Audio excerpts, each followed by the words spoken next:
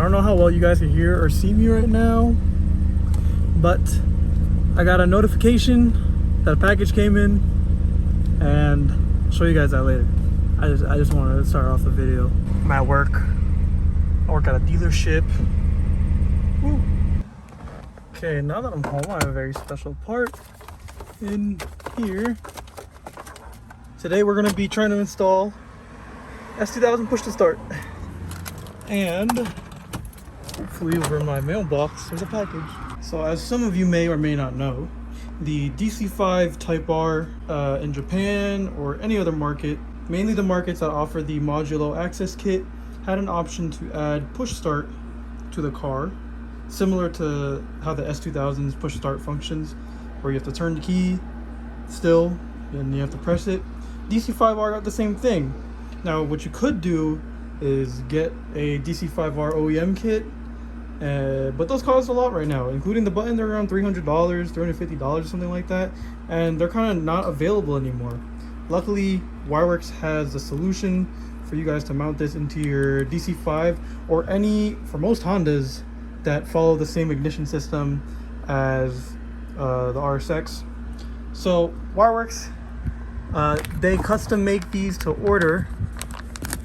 Took a while because they're waiting on plugs, but Wireworks has their own plug and play harness that pretty much mimics how the Type R does it, and probably how the S2000 does it. You have this big brown plug which replaces the plug on your factory ignition. You have this small accessory plug, and then you have this green plug which goes into the button, and then you have your, obviously, your big block of relays. This goes into the harness of your car, or it's one or the other. It's something I'll show you later.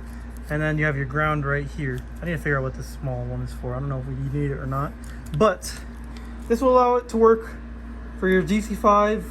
I honestly don't know what other vehicles this will work on, but I'm pretty sure it will work on like my friend's Integra because it has this plug, and it probably has these brown plugs too. I don't know. Do your research, but Wireworks is the place to go for these things. And yeah, I'll show you guys how to put it in the car. I will also show you where I'm mounting it. There's a lot of different places where you can mount this. People like getting the OEM bezel for it, or people have made replica bezels online.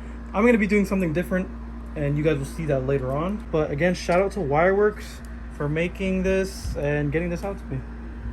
Link is in the description.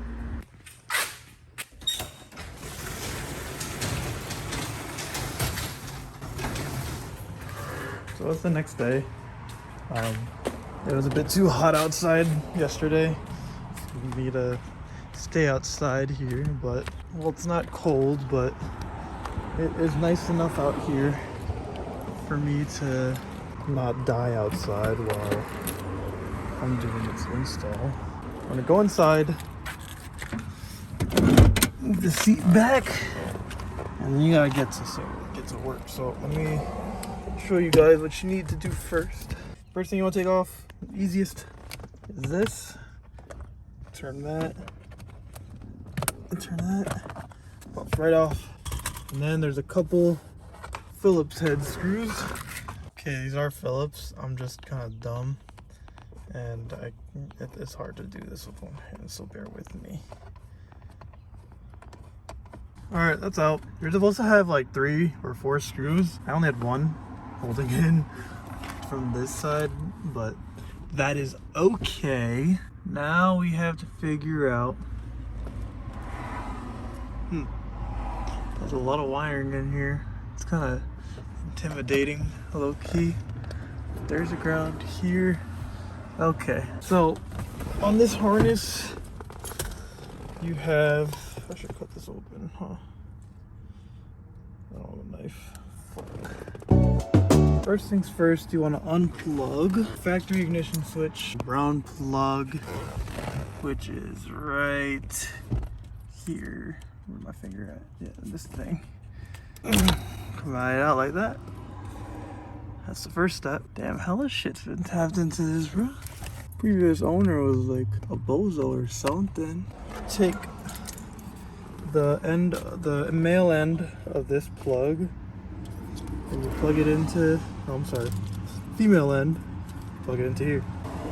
See that? Goes in something like that.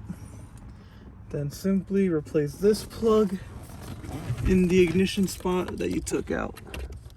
Come on. There you go. Ow, fuck.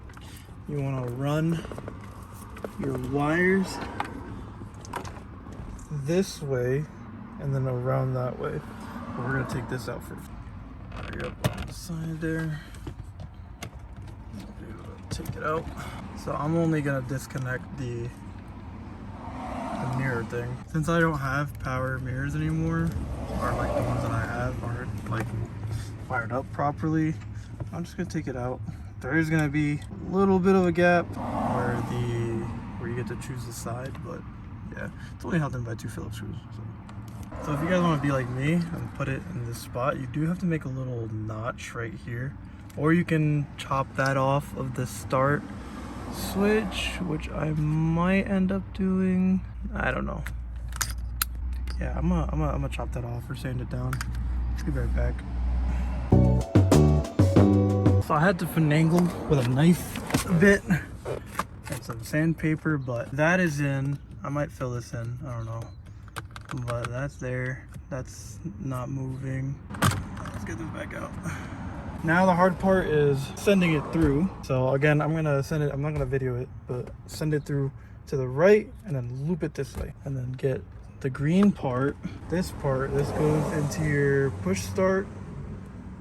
Yeah, this goes into the button. This is a ground. So I got it grounded right here. Hopefully that's good enough contact. I'll plug it into the button on one hand. Now, gotta test it out without that one being grounded. So I posted on K20A because I wasn't sure what that thing did. And it's raining right now, fuck. But if this guy's correct, this is a 12-volt powered thing, and he said that the top of the fuse box has extra plugs for it, but I don't have a lot of room, so give me 1 second. That took forever, but I'm gonna drop a picture of where I plugged it in into the fuse box at the bottom, just for reference. So if that indeed is a power button, or power wire, it should.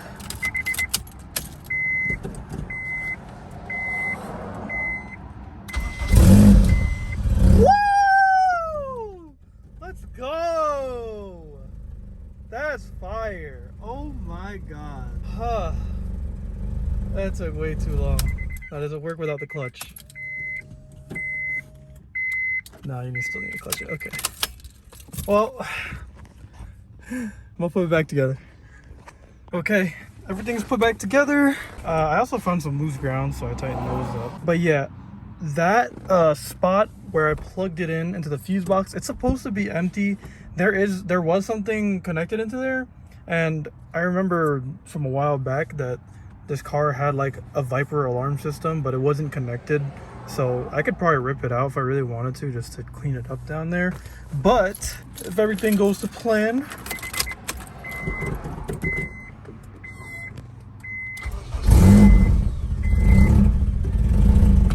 starts right up. So I hope you guys enjoyed that install video. I'm gonna walk away so you can actually hear me. I hope you guys enjoyed that video. Be sure to leave a like, comment, and subscribe. I'll be putting a link down below for the Wireworks push start harness, as well as where I got the button. I got it on eBay. So remember to put the picture for where I plugged it in, but working button. And it's nice and discreet. I'm gonna block this off with something, but